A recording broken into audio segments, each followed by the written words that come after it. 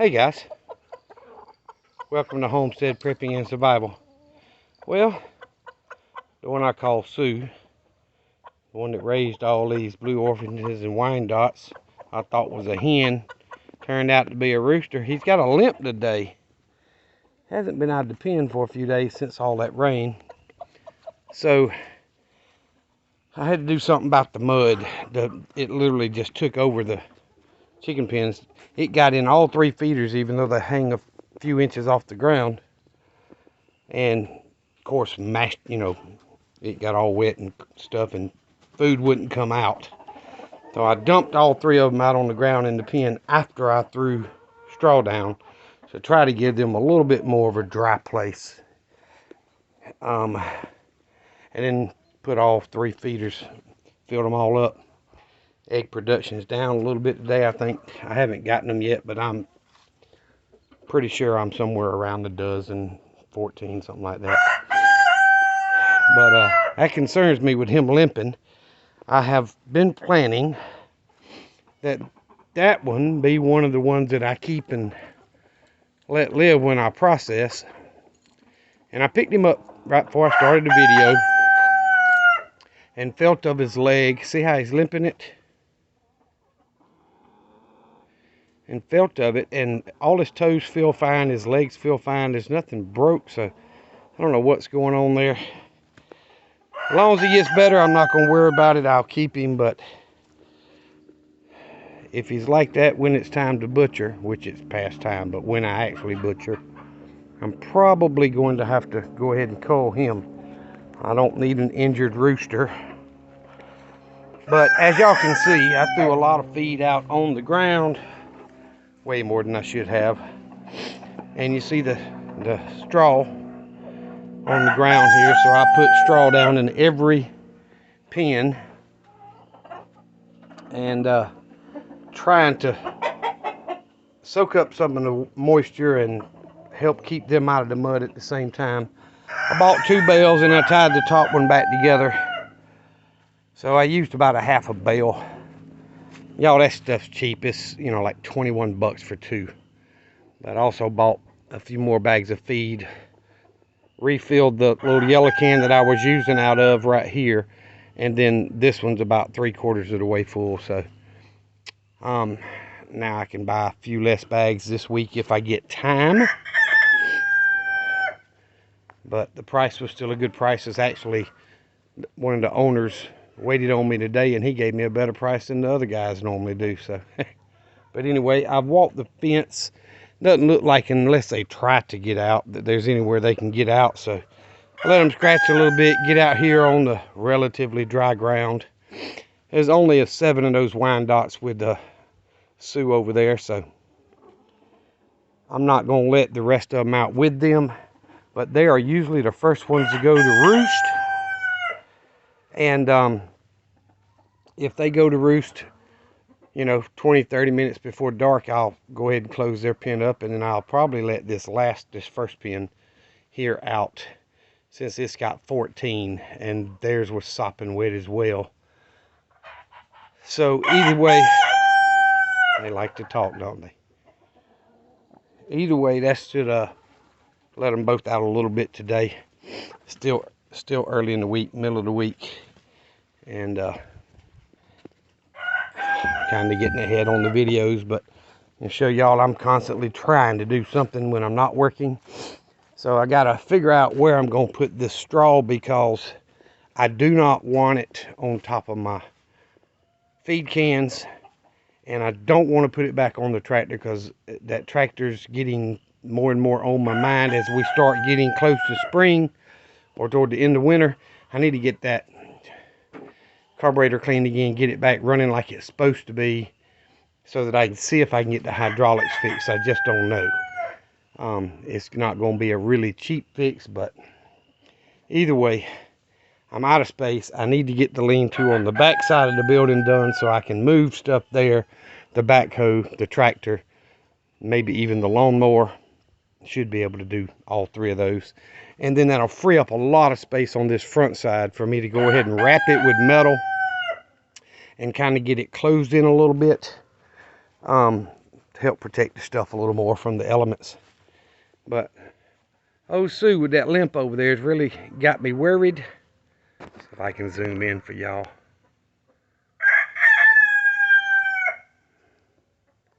It's a little blurry that close for me.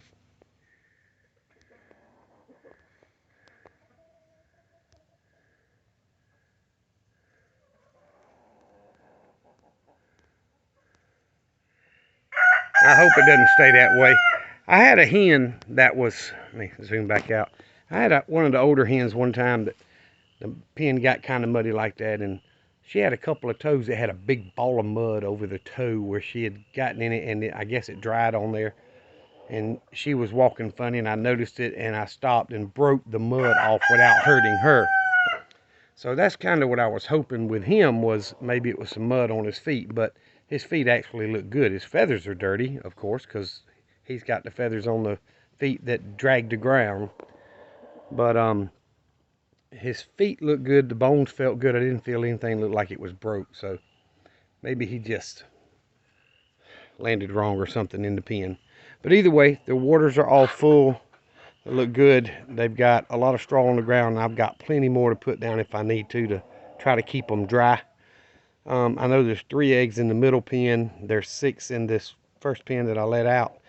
And I don't remember counting that first pen, but it's somewhere around half a dozen. So the cats, you see, old stray boy cat there, Buddy, and Sweet Pea, are telling me you need to come up here and feed us, because I have not done that. I drove around to the back, backed up in front of the backhoe, unloaded everything. And my son-in-law's over at their house that they're selling, doing some cleanup under the house. So, not looking forward to that. I know he's busting his tail because it sucks crawling under a house. But either way, Sparky's doing good. I filled his feeder. I actually cleaned it out last night and cleaned it completely out, and then refilled it, and his waterer, so he's got fresh feed and water. And sometimes with that much rain, his feed gets a little wet and sticks in the bottom, and I didn't like it, so I just cleaned it all out and gave him some more as well. He is keeping the yard rather muddy right there, but it's not too bad. I don't have to walk through that part. But as y'all can see, the grass is turning green. So more than likely, I will be at least running over it with the mower in the next few weeks. I hope the worst part of winter is over with. I got to get out here and see what I'm going to do with this straw, what I call hay, but this straw, get it put up so that it'd be out of the rain and out of my way. Because a bale usually lasts me several months, but I went ahead and bought 2 because I knew I had to do something about that ground. And I'm not going to clean the pens out because I need it to build up. I need their ground to build up so that the water won't stay in there when it rains, you know, hard like that. It'll run out because the ground's higher in there. And then once it gets high enough, then I'll keep it maintained at that level. But either way, guys, I appreciate y'all watching. It means a lot to me, helping me grow this channel.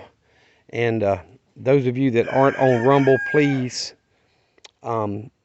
it's free. Create your Rumble account. It's another video platform. And I know it's been a long time since I went a week and a half or 2 weeks without gaining a new subscriber. And it's been pretty close to that time. Pretty close to 2 weeks since I gained a new one. So I know since I appealed that video YouTube took down, they probably are shadow banning, as people call it, my channel, and it's not suggesting it to as many people and so on.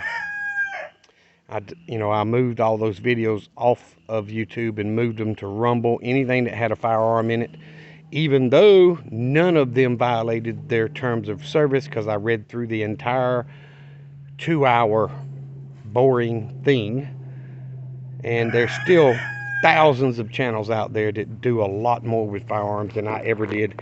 And of all things, they gave me a warning over single action revolvers. Even if all the libtards get their way and they ban semi-automatic pistols, semi-automatic rifles, bolt-action rifles, you know, go to nothing but single-shot black powder, those pistols are single-shot, single-action revolvers. You have to pull the hammer back every time and fire it. You know, I wasn't out there acting stupid with them, but whatever. They can answer to Jesus for their accusations and the way they treat people when they go. I'll have to answer for mine. They can answer for theirs. So, guys, if you're not on Rumble, please subscribe to Rumble and follow Homestead Prepping and Survival there. And if you're not going to do Rumble and you're on YouTube, please subscribe to us on YouTube. It doesn't cost you a thing. It's absolutely free. And, guys, hit that like button. That like button means way more than you just like the video. It lets YouTube's algorithm know and Rumble's algorithm know that, hey, these people are liking this video. We'll suggest it to more people that watch that type of content. You know, the computer automatically does that. That like button does help a tremendous amount. So, guys, I appreciate y'all watching. I really do. I don't know when I'll send this video out. But either way, I do appreciate y'all. Y'all remember the two things I always tell you that's more important than anything else. Jesus Christ loves you. And so do I. Y'all be safe. Be prepared.